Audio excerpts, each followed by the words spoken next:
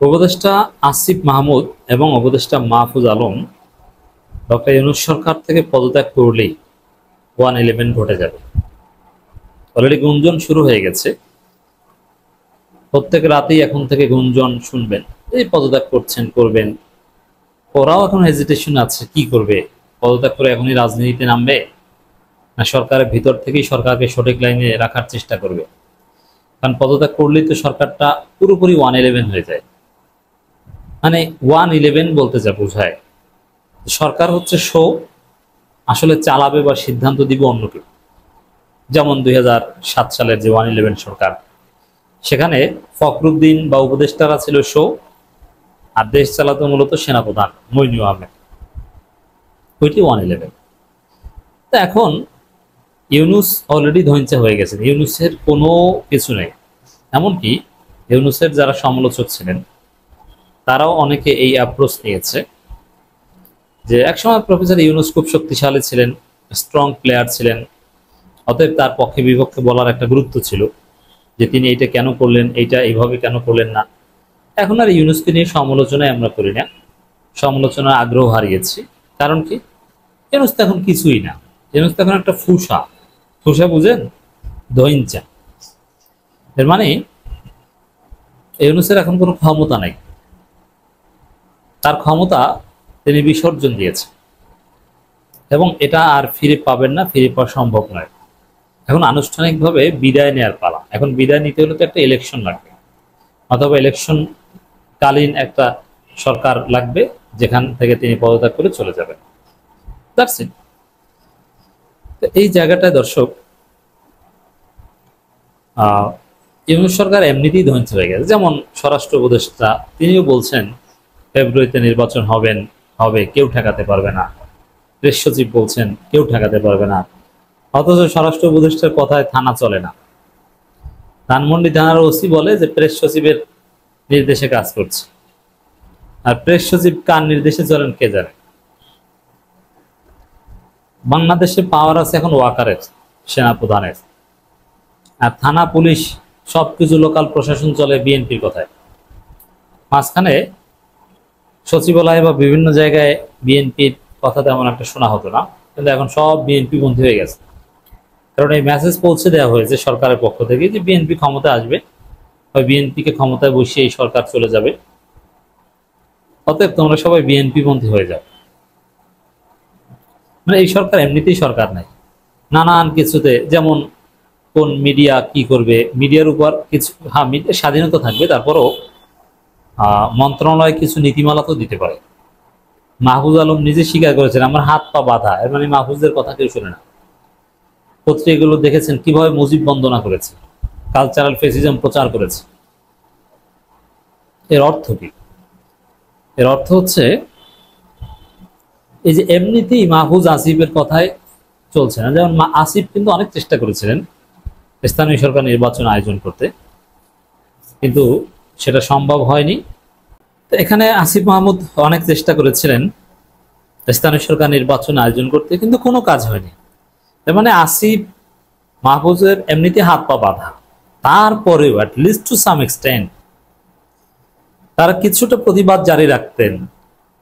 তারা সেনাবাহিনীর যে অযাচিত হস্তক্ষেপ রাজনীতিতে, সরকারে, এগুলো বলতেন, বা মনের দুঃখ প্রফেসর ইউনূস এই আসিফ মাহফুজের সাথে কিছুটা শেয়ার করত, এবং আসিফ সাহস করে বলতো যে এই সেনাপ্রধান ইউনূসকে মানতে চায়নি, বুকে পাথর চেপে মেনে নিয়েছে, অনেক বিষয় আছে। এখন সে আসিফ মাহফুজ এরাই যদি চলে যায়, তাহলে এই সরকার আর কিছুই থাকে না, পুরোটাই একদম বিএনপির পুতুল। হ্যাঁ, ইউনূস সাহেব একসময় প্রচন্ড ব্যক্তিত্বের অধিকারী ছিলেন, যে বিএনপি বললে যে সেটা মেনে নেবেন, বিষয়টা এরকম নয়। কিন্তু সে ইউনূস সাহেব ভয়ে চুপসে গেছে, সে ইউনূস সাহেব দুর্বল হয়ে গেছে, সে ইউনূস সাহেব বিএনপির কাছে সাবঅর্ডিনেট হয়ে গেছে, বিএনপির কাছে আত্মসমর্পণ করেছে।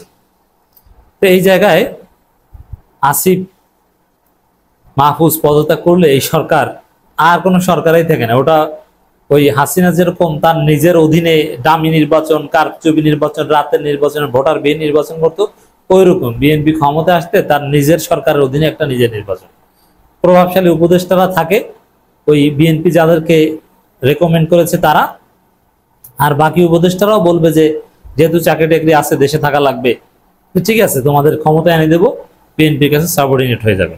একমাত্র আসিফ মাহমুদ একটু নিরপেক্ষ বা এই বিএনপিকে কারচুপি করে ক্ষমতা এনে দেওয়ার বিরোধিতা করার মতো বিষয় ছিল, এখন তারাও নাই। এই হচ্ছে অবস্থা দর্শক। On the other hand, NCP নিয়ে সরকার কিছুটা ভেজালে আছে, সরকার এবং বিএনপি সরকার এখন মিলেমিশে একাকার, কোনো পার্থক্য নেই। সেখানে এনসিপিকে প্রথম কিছু আসনের প্রস্তাব দেওয়া হয়েছিল যে তোমরা এই কটা আসন নিয়ে বিরোধী দলে থাকো, বিএনপি ক্ষমতায় আসুক, মেনে নাও। কিন্তু না, ওটা অনেকেই মানতে পারেনি। এমনকি এটা নিয়ে মনোমালিন্যের ফলে হাসনাত আবদুল্লাহ, শারজিস, তাসনিম জারা, নাসিরুদ্দিন পাটোয়ারি এরা রাগ হয়ে কক্সবাজার চলে গিয়েছিল। তো পরে এখন আবার আওয়ামী মিডিয়াগুলো খবর ছড়াচ্ছে যে 30 আসন বা 30টা আসনের জন্য এনসিপি দর কষাকষি করছে। কালের কণ্ঠের রিপোর্ট, যদিও এই রিপোর্ট ভুয়া, এনসিপিকে ছোট করার উদ্দেশ্য, কিন্তু রিপোর্টের একটা দিক তো স্পষ্ট যে এখানে ভাগ বটরা দর কষাকষি চলছে, যদি সত্য ধরে নিই। হ্যাঁ, এই রিপোর্ট ভুয়া। এনসিপি 30 সিটে রাজি বা 30টা সিট পেলে তারা মেনে নেবে, বিষয়টা এরকম নয়। তবে এনসিপিকে কিছু সিট বাড়িয়ে দিয়ে, বেশি সংখ্যক সিট দিয়ে ম্যানেজ করার চেষ্টা চলছে, এতে কোনো সন্দেহ নেই।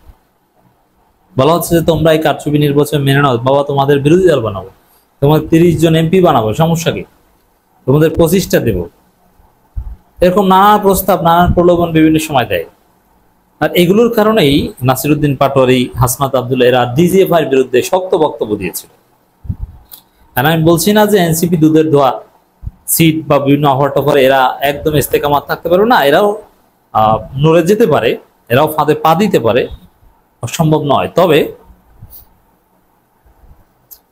চান্স কম। তারা রাজনীতি বুঝে গেছে, তারা জানে যে তারা যদি ভাগ বটরা নির্বাচনে পাঠ হয় তাহলে তারা তাদের ভবিষ্যৎ অন্ধকার, তাদেরকে ফাঁসি দিয়ে দিবে। এখন হয়তো এমপি বানাবে, যেমন 75 15 আগস্টের বিপ্লবী যারা ছিল তারা কিন্তু রাষ্ট্রদূত হয়েছিল, জিয়াউর রহমান অনেক বড় বড় পোস্ট পজিশন দিয়েছিল, মন্ত্রী হয়েছিল কেউ কেউ, কিন্তু কি হয়েছে, সবার ফাঁসি হয়েছে না এক পর্যায়ে। এনসিপি যদি আজকে বিএনপির সাথে এই ভাগ বাটোয়ারা বা কারচুপিতে পাঠ হয়, তাহলে অদূর ভবিষ্যতে সামনের বার হয়তো বা এনসিপির অনেকে মন্ত্রী বা এমপি টেমপি হবে, কিন্তু দেখবেন